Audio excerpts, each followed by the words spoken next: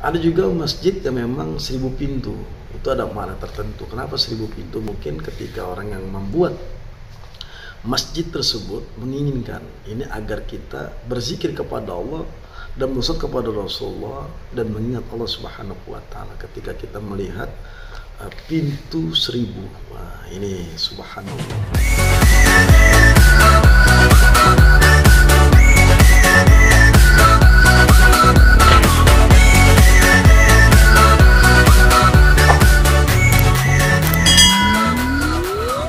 Bismillahirrahmanirrahim. Menanggapi sesuatu yang memang yang sifatnya sakral, katakan rumah ibadah, itu tempat masjid, sujudnya kita kepada Allah Subhanahu wa taala memang harus disakralkan sesuai dengan karena kebersihannya, kenyamanannya rumah Allah tersebut harus kita jaga.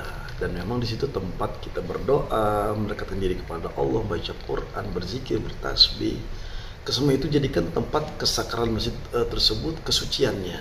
Lalu ketika ada sesuatu yang memang terlihat keangkeran di rumah Allah tersebut, ya memang banyak masjid yang kita lihat seperti ada sesuatu hawa yang tidak kita rasakan, yang tidak enak lah katakanlah, seperti jarang disolati oleh umatnya Rasulullah, kemudian banyak sekali yang namanya kotoran binatang, dan sebenarnya ada sebagian seperti kotoran ayam, kambing dan sebagainya. Kita bisa melihat di suatu perkampungan katakanlah.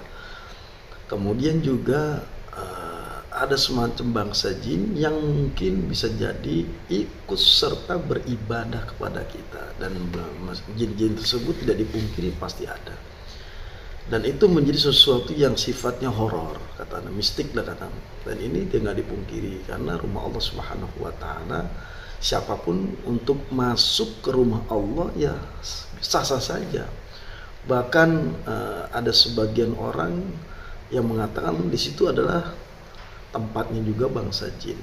Nah, ketika mereka mengganggu kita di rumah Allah ya pasti ada gangguan-gangguan karena aktivitas jin ini selalu ada, beradaptasi, berinteraksi dengan kita. Nggak dipungkiri pasti ada. Namun dia sebagian rumah Allah Subhanahu wa taala yang dikatakan masjid, ada sebagian orang dijadikan tempat sebagian di area untuk pemakaman.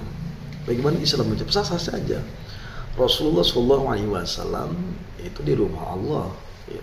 Kemudian dimakamkan makam Rasulullah SAW. Begitupun ada sebagian ulama-ulama kita yang memang dimakamkan di masjidnya, sah saja selama makam tersebut tidak berhadapan ketika menghadap kiblat.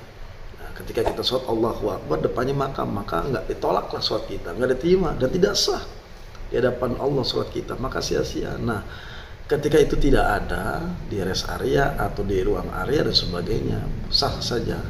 Ketika rumah Allah ada sebagian pengurus masjid atau dimakamkan di rumah Allah, sah saja, tidak berdosa hukumnya, tidak apa-apa. Dan ini kita sebagai hamba Allah Subhanahu wa taala maka hendaknya mensyiarkan, memakmurkan masjid rumah Allah agar kiranya tempat itu tidak angker lihatnya, selalu ramai dengan kegiatan, aktivitas, dengan program-program yang memang diadakan oleh ketua DKM, sehingga kesakralannya itu terlihat oleh kita dan kita rasakan suasana rumah Allah sejuk, aman dan nyaman, tidak angker dan sebagainya. Ada juga masjid yang memang 1000 pintu. Itu ada makna tertentu. Kenapa 1000 pintu? Mungkin ketika orang yang membuat masjid tersebut menginginkan ini agar kita berzikir kepada Allah dan bersolat kepada Rasulullah dan mengingat Allah Subhanahu wa taala ketika kita melihat pintu 1000. Wah, ini subhanallah, artinya mengindahkan, mendesain rumah Allah seindah-indahnya sehingga rayaknya aktivitas umatnya Rasul jamaah ini ketika ada kenyamanan, ada keindahan dan memang ada daya magnet sehingga beramai-ramai orang untuk keingintahuan melaksanakan ibadah sholat di rumah sendiri ini. Subhanallah, oleh karenanya indahkanlah rumah-rumah Allah ya, agar orang beribadah itu terasa aman, nyaman dan bisa dihibur. Sesuatu desain yang sangat indah. Saya kira sah-sah saja mau desain bagaimanapun, akan tapi maka kita harus meramaikan rumah Allah Subhanahu wa taala. Jangan sampai rumah Allah menjadi angker, menjadi sesuatu yang kita tidak suka dengan hawa-hawa yang tidak baik.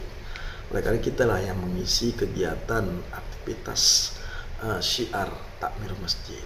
Mudah-mudahan kita selalu senantiasa diberikan hidayah oleh Allah Subhanahu wa taala serta mendapat ampunan Allah Subhanahu wa taala.